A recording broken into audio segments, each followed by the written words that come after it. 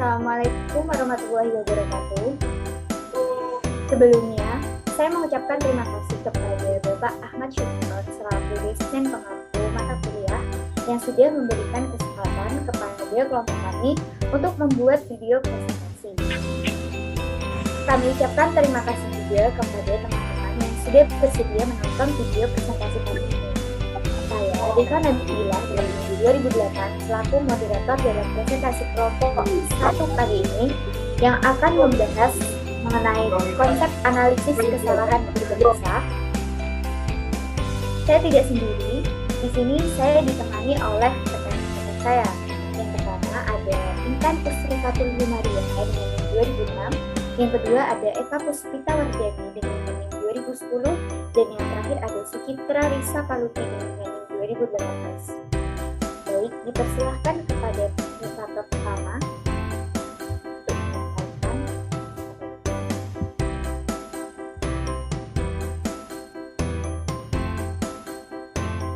Yang pertama, di sini saya akan menjelaskan pengertian tentang kesalahan berbahasa.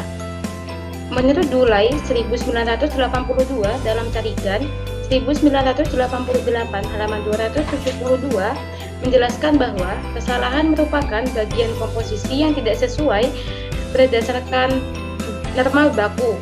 Kesalahan berbahasa terjadi secara sistematis karena belum dipahaminya penggunaan kaidah bahasa yang baik dan benar. Selanjutnya, untuk mengatasi kesalahan-kesalahan berbahasa tersebut, maka perlu yang namanya analisis kesalahan berbahasa. Analisis kesalahan berbahasa merupakan prosedur atau cara yang dilakukan oleh peneliti atau guru bahasa. Analisis kesalahan berbahasa bertujuan untuk membantu seseorang yang sedang belajar bahasa dalam memahami materi dan meminimalisasi kesalahan yang akan terjadi.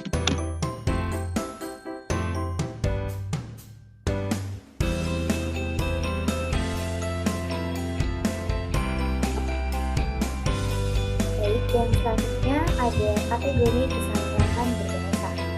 Kesalahan bahasa bisa terjadi di setiap tataran kebahasaan atau linguistik. Ada kesalahan yang terjadi pada tataran fonologi, morfologi, sintaksis, wacana, dan seterusnya. Kesalahan bahasa dapat terjadi karena adanya intervensi antara bahasa pertama terhadap bahasa kedua, dikarenakan terdapat perbedaan kaidah atau struktur kebahasaannya. Dalam pengajaran bahasa, kesalahan berbahasa yang terjadi disebabkan oleh banyak faktor, di antaranya kurikulum, guru, pendekatan, pemilihan bahan ajar, serta cara pengajaran bahasa yang kurang tepat. Carigan 1997. Bert Dulay maupun Krasen 1982 membedakan wilayah kesalahan berbahasa sebagai berikut. Yang pertama, kategori linguistik. Kategori linguistik terdiri dari A. Kesalahan fonologi, yaitu kesalahan mengucapkan kata sehingga menyimpang dari ucapan baku atau bahkan menimbulkan perbedaan makna. B. Kesalahan morfologi, yaitu kesalahan memakai bahasa yang disulitkan salah memilih akusasi, salah menggunakan kata ulang, salah menyusun kata majmuk, dan salah memilih bentuk kata. C. Kesalahan sintaksis, yaitu kesalahan atau penyimpangan struktur frasa, klausa, atau kalimat serta ketidaktepatan pemakaian partikel. D. Kesalahan semantik dan leksikon, yaitu kesalahan makna dan memakai kata yang tidak atau kurang tepat. Yang kedua ada kategori strategi performasi yang terdiri dari A. Penanggalan, terjadi akibat penutur bahasa menanggalkan satu atau lebih unsur-unsur bahasa yang diperlukan dalam suatu frasa atau kalimat. B. Penambahan, terjadi akibat penutur bahasa menambahkan satu atau lebih unsur-unsur bahasa yang tidak diperlukan dalam suatu frasa atau kalimat. C. Kesalahbentukan, terjadi akibat penutur bahasa membentuk suatu frasa atau kalimat yang tidak sesuai dengan kaidah bahasa. Dan yang terakhir, D. Kesalahaturan, terjadi akibat penutur menyusun atau mengubahkan unsur-unsur bahasa dalam satu frase atau kalimat di luar kaidah bahasa.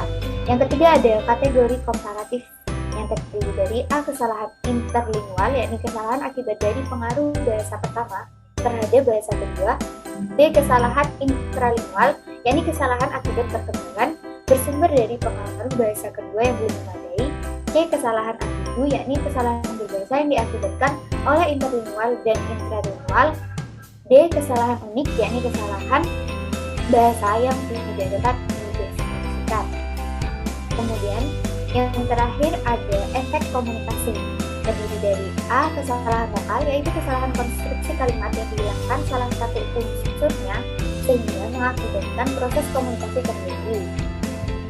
B. Kesalahan global, yaitu kesalahan bahasa yang menyebabkan seluruh tuturan atau isi yang dituturkan tidak dapat dipahami.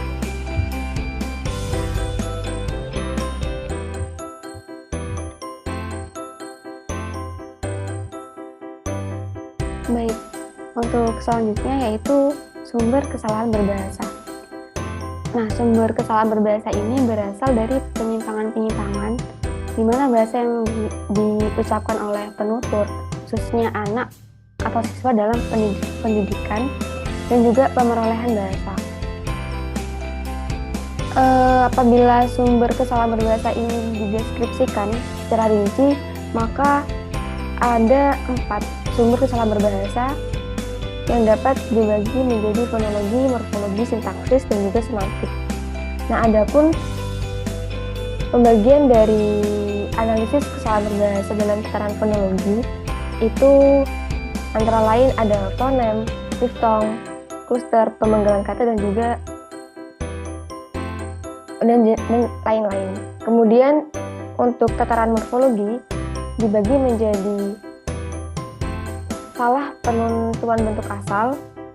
Yang kedua ada fonem yang luluh dan tidak diluluhkan. Berikutnya ada fonem yang tidak diluluhkan dan sebagainya.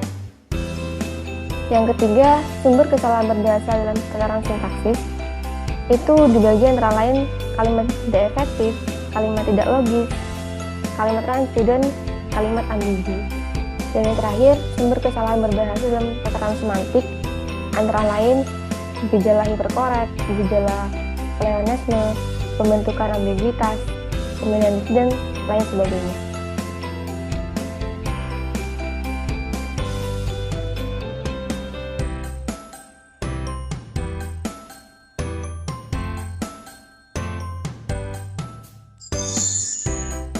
Selanjutnya yaitu tujuan Anagas, seperti yang telah disebutkan oleh Henrikson, Ricard, Corder dalam Nur Hadi tahun 1990 bahwa kesalahan atau kekhilafan berbahasa bukanlah semata-mata yang harus dihindari.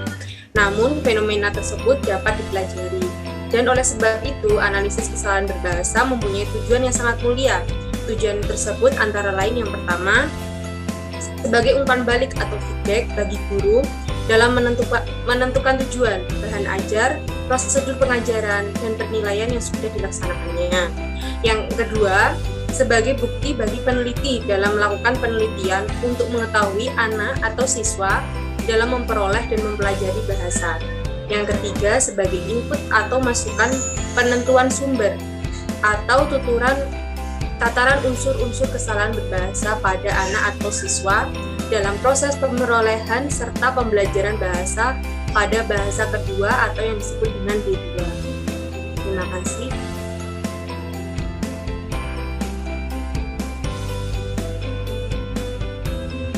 Baik, sekian pemaparan materi yang disampaikan oleh kelompok ini mengenai konsep analisis kesalahan berbahasa. Saya sebagai moderator dan mewakili kelompok satu memohon maaf apabila terdapat kesalahan. Selanjutnya mohon dimaafkan. Wassalamualaikum warahmatullahi wabarakatuh.